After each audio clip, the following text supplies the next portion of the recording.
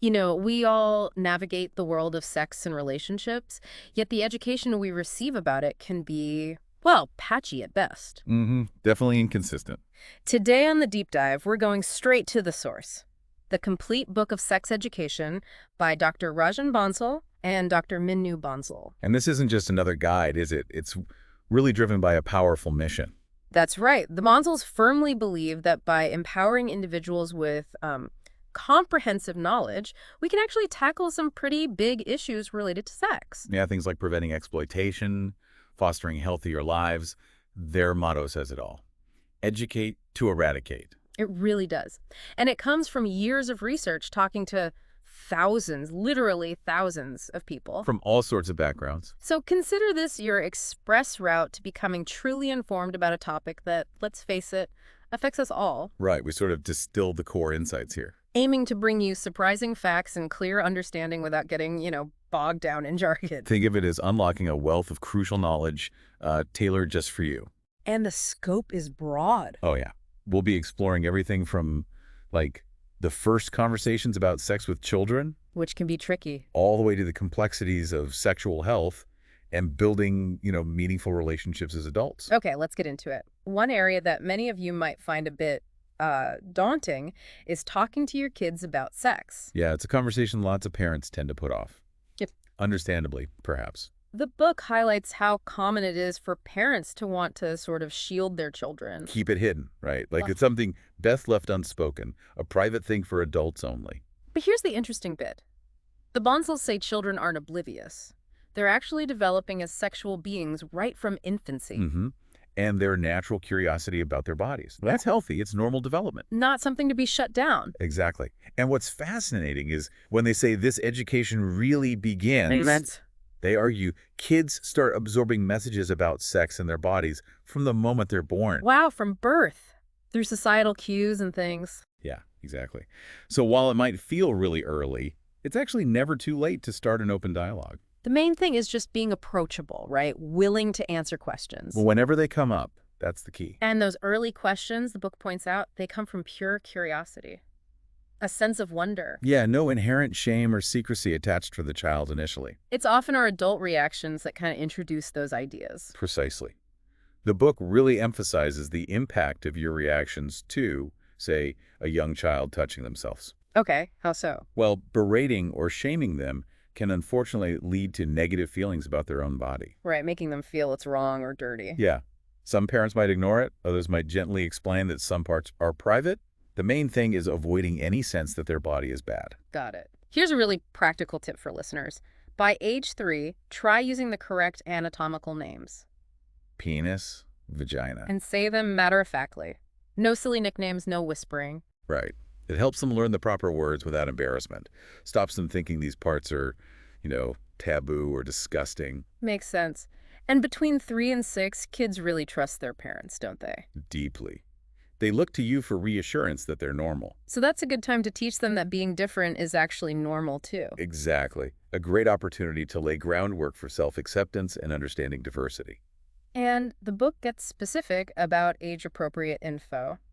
By 5. Yeah, by 5, a child should know the right names for body parts, including genitals. And understand that those are private. No one else should touch them. This is where those crucial lessons about privacy and boundaries really start. Which leads to safety, a really vital point. Absolutely. The Bonsals stress teaching kids that if anyone touches them in a way that feels weird or uncomfortable, They can say no. loudly, say no or stop, and immediately tell a trusted adult. And this early training, they argue, is fundamental in preventing potential sexual abuse. It really is a crucial first step. Okay, stepping back a bit, the book really focuses on the values behind sex ed. It's more than just biology, isn't it? Oh, much more. The Bonsals are clear. The main goal is instilling healthy values about sexuality. And the educators, whether parents or teachers, need to embody those values themselves. That's critical. The aim is to help young people develop a positive, informed attitude towards sex, based on science. And a key value they mention is equality between men and women. Yes, understanding that they complement each other, have equal status. Healthy relationships are built on mutual respect. Challenging those old stereotypes. Exactly.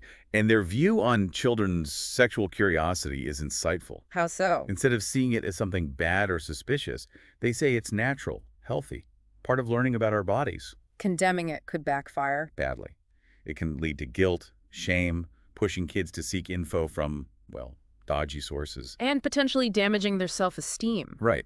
If we shut down those innocent questions, where else will they go? Makes total sense. And here's a very direct piece of advice from the book on safeguarding sexual health. Yes, they state it very clearly. The most effective way to prevent pregnancy, STDs, HIV, is refraining from penetrative sex, vaginal, oral, anal. Correct. Abstinence.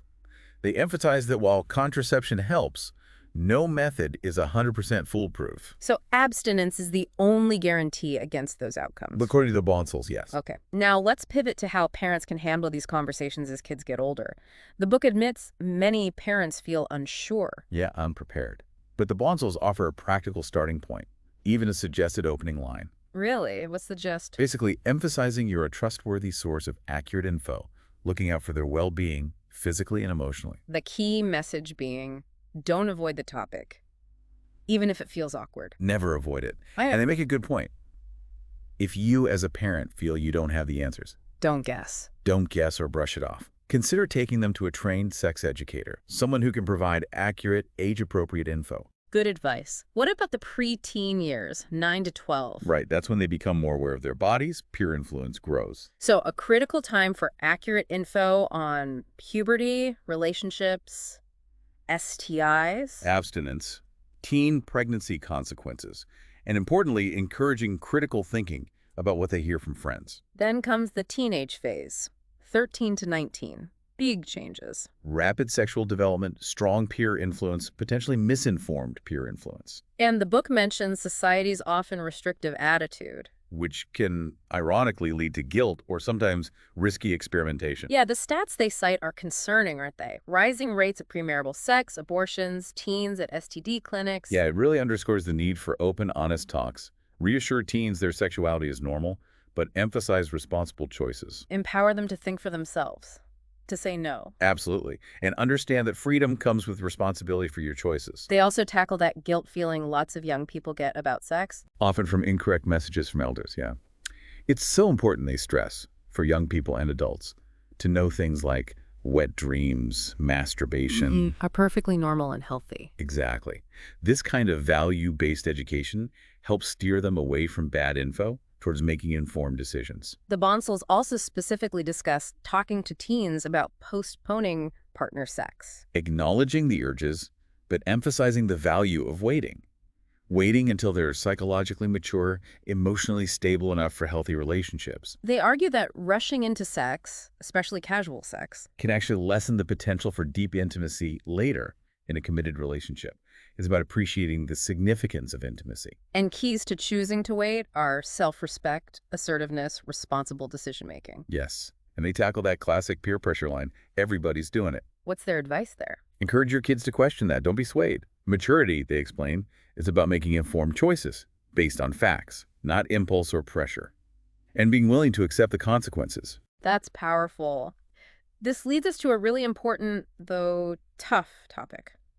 Sexual abuse. Yes, a subject that absolutely needs open discussion. The Bonsals define it very clearly. Any form of unwanted sexual contact or attention? Verbal, visual, audio, too? All of it. And they stress these are crimes under Indian law. The statistics are just awful. A significant number of victims under 12? And assaults often happening in the victim's own home or somewhere familiar. It shatters that myth of the stranger abuser. So abusers are often people the child knows, trusts. Frequently. Relatives, family, friends, they use manipulation, force, tricks, bribes, threats, pressure. And they exploit that natural respect kids have for adults. Exactly. Often making the child promise secrecy. It's devastatingly manipulative. You can see why it's often such a silent problem. Fear, shame, confusion. Betrayal of trust. And they point out something disturbing. Sometimes a child might initially misinterpret the attention as positive, leading to guilt later for not resisting. Yes. It's a terribly complex and awful dynamic. Which is why calm, caring education about this is so crucial. Absolutely. The core message for kids. You are loved, valued, you deserve to be safe. And that advice for parents. Never tell your child do anything an adult tells you. Please don't. Empower them to recognize and report unsafe situations instead. They offer age-appropriate guidelines, too, like your body belongs to you. You have the right to say no to unwanted touch. Emphasize private parts. No one should touch them without permission. And if someone does touch them in a way that feels wrong or uncomfortable, Tell the person to stop you. Immediately tell a trusted adult. and this applies to everyone, even close relatives, teachers. Everyone, no exceptions. The other stats are sobering. Too high percentage know their attacker, low reporting rates, long-term trauma. And they briefly mention date rape as a very common form of assault. Which takes us right into their discussion of date rape itself. A term we hear more often now. And first, they debunk a harmful hoax email. About a drug called Progesterex, causing infertility. Yes, totally baseless rumor. Important to know that's false. Then they define sexual assault clearly. Any unwanted, non-consensual sexual activity. Ranging from inappropriate touching right through to penetration. Includes verbal, visual, audio violations too. And again, it's a crime under Indian law. They clarify rape versus acquaintance rape, noting date rape is common, especially among adolescents. And sexual abuse covers more than intercourse, right? Unwanted touching, fondling. Watching sexual talk, being forced to look at someone's genitals. And perpetrators can be male or female, often known to the victim, friends, family. That statistic keeps coming up, a high percentage of abuse by known individuals, often in familiar places. It's critical to remember. They even share a brief, anonymized story about Shivani. Yes, a powerful example of date rape, the emotional devastation, the betrayal. Okay, let's shift focus now to the biological side. Anatomy and physiology. Essential background. Right. They start with male external genitalia, penis and scrotum. Explain the internal structure, the dual function. Urination and intercourse. And they discuss something called pearly penile papules, PPP. Those small bumps on the head of the penis? Yes. Key takeaway. They are completely harmless, not contagious, often mistaken for STDs, need no treatment, might be more common if uncircumcised. Good to clarify. Then the testes. Crucial role. Sperm and testosterone production. They explain their descent before birth and why undescended testes, cryptorchidism, need attention.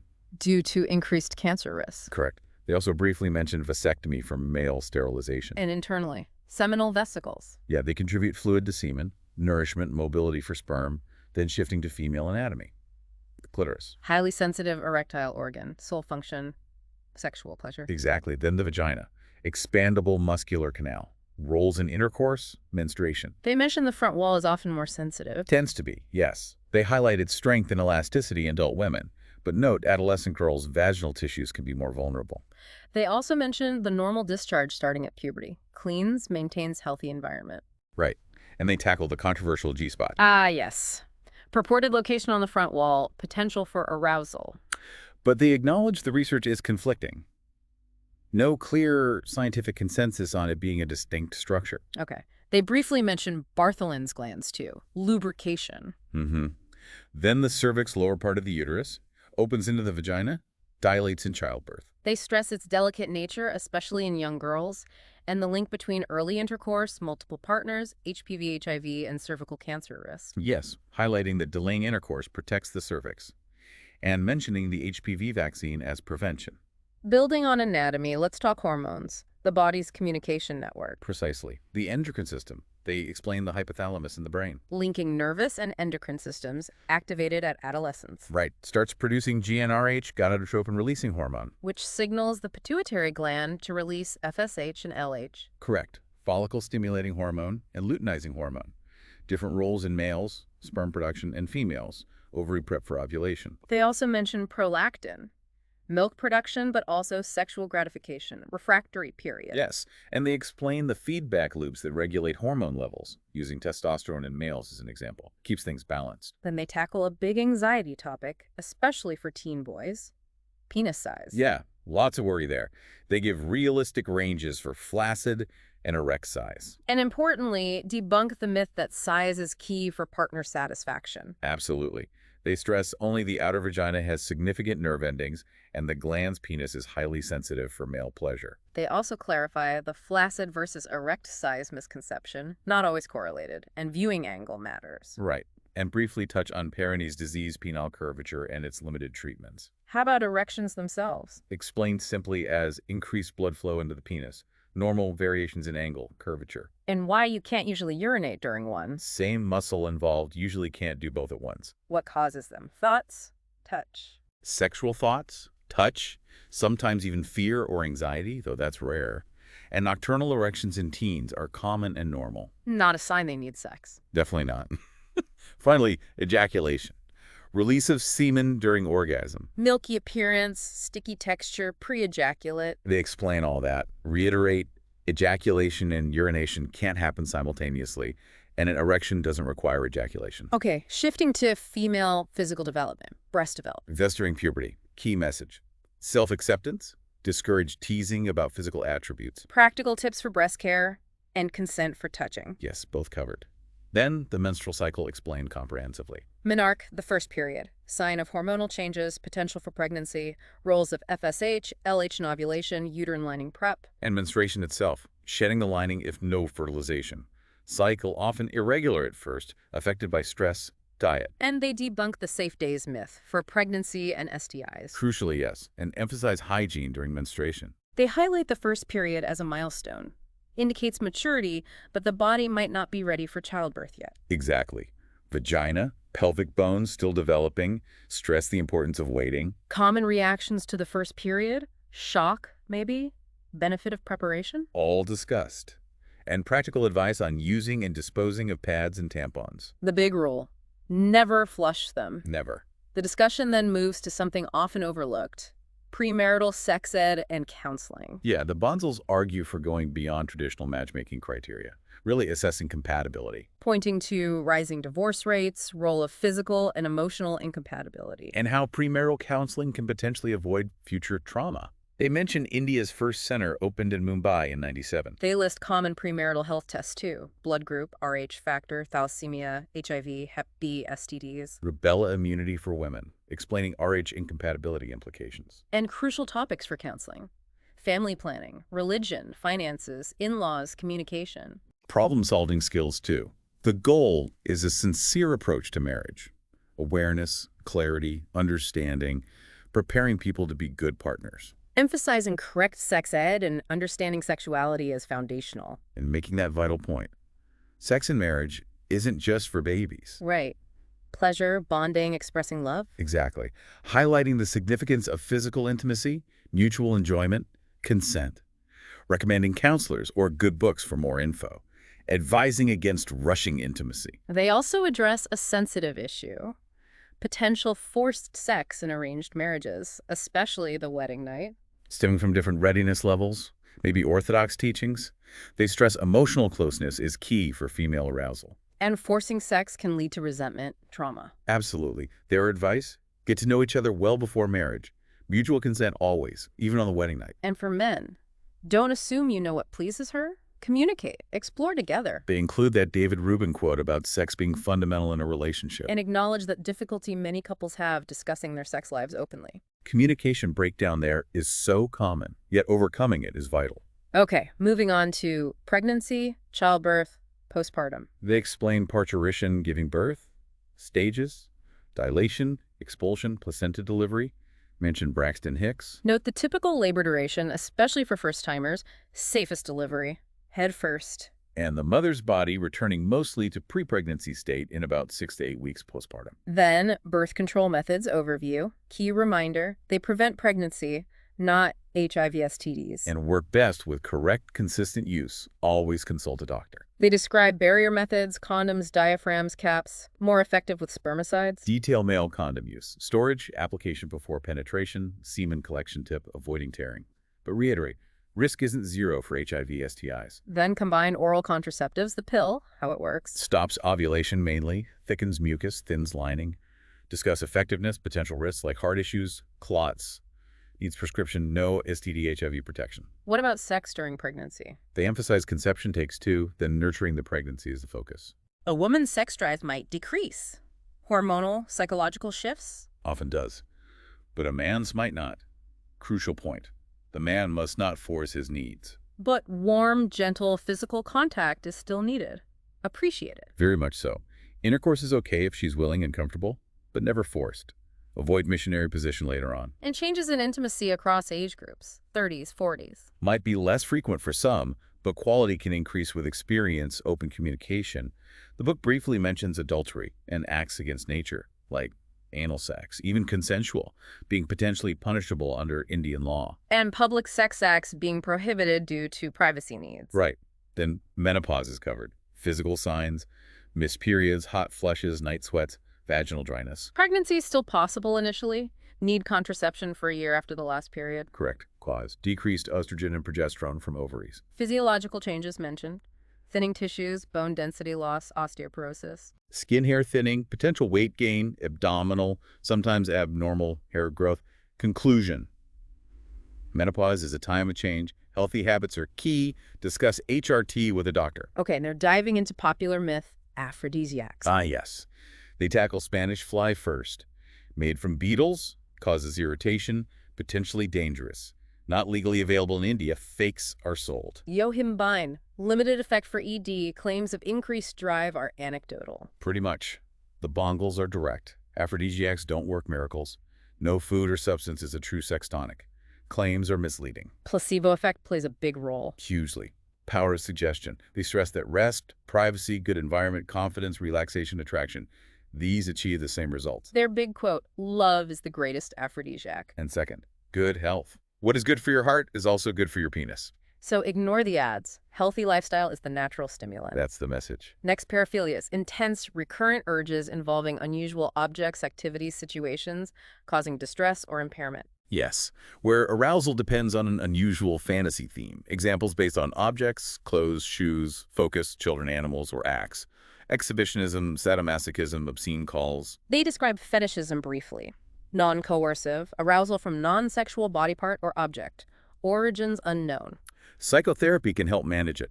Worry arises if combined with low frustration tolerance, OCD, weak impulse control, impaired functioning. Then they list specific examples. Exhibitionism, frauderism, pedophilia, masochism, sadism, transvestic fetishism, voyeurism. Just listing them as categories of paraphilia. Moving to crucial topics. Sexual orientation and gender identity. Fostering understanding. Define sexual orientation. Enduring pattern of attraction. Hetero, homo, bisexuality listed as common. Explain coming out in phases. Internal realization, telling others, living openly. Define homophobia, irrational fear, aversion, hatred. Asserting equal worth, dignity, rights for homosexual individuals. Mention Indian Penal Code Section 377, historically criminalizing unnatural acts like anal sex. Share case examples of potential medical issues from anal sex, regardless of orientation, plus STD risks. Concluding.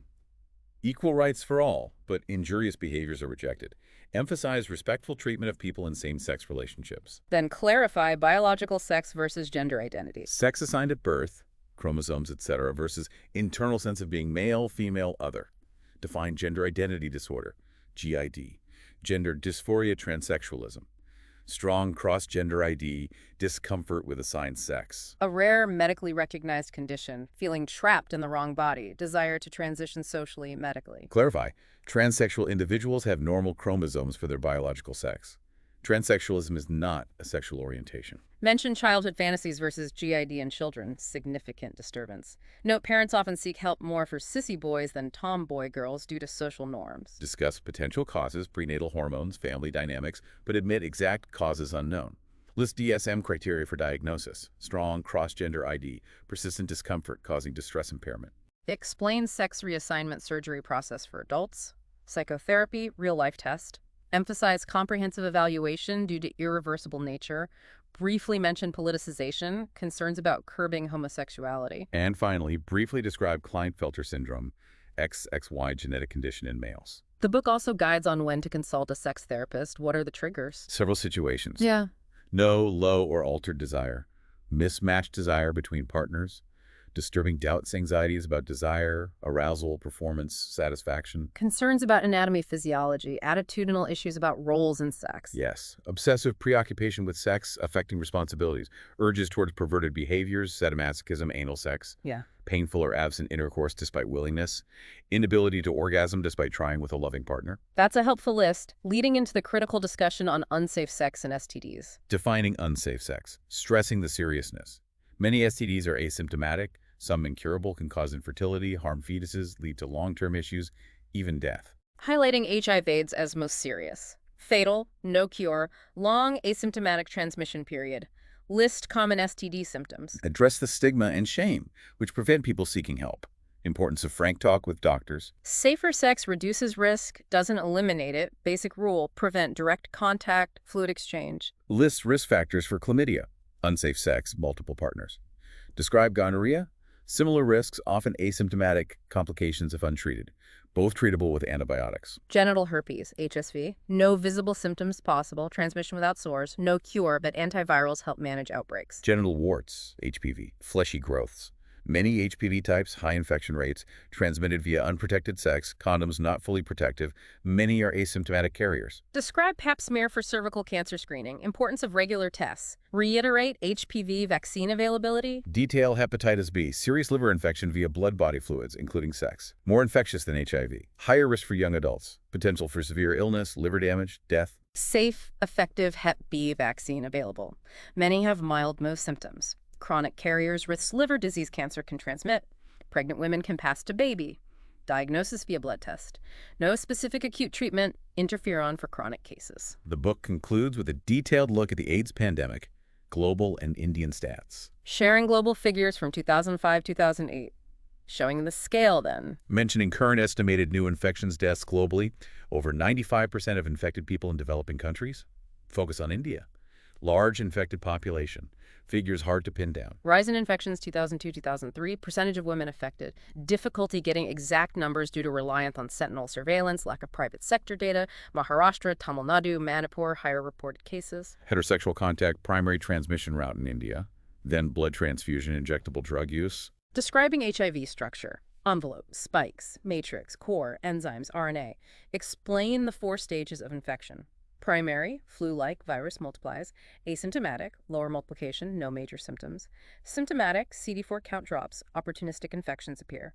Advanced, AIDS, low CD4, high viral load, major infections, cancers. Lists later AIDS symptoms. Opportunistic infections, increased cancer risk, Kaposi's sarcoma, cervical cancer, lymphomas, specific symptoms. Mention survival time with treatment, over 5 years, that improving, first without, about 1 year. Listing transmission modes. Vaginal or anal sex without condom, deep kissing with bleeding. How were to get tested? Labs, clinics, hospitals, free government testing, anonymous sites, antibody tests, ELISA, Western blot, window period, direct tests, antigen, PCR, viral load, more expensive, used for treatment monitoring. Emphasize importance of pre- and post-test counseling. Revisit condom-safe sex. Risk reduction varies by STD. Less protection for skin contact STDs. Unprotected sex likely safe only if both partners tested negative, mutually monogamous. Test after risky behavior. And finally, brief definitions of many terms. Abortion, AIDS, celibacy, clitoris, ejaculation, HIV, homosexual, hymen, impotence, incest, paraphilia, pedophilia, vaginismus. Oh, glossary. Yes, very comprehensive.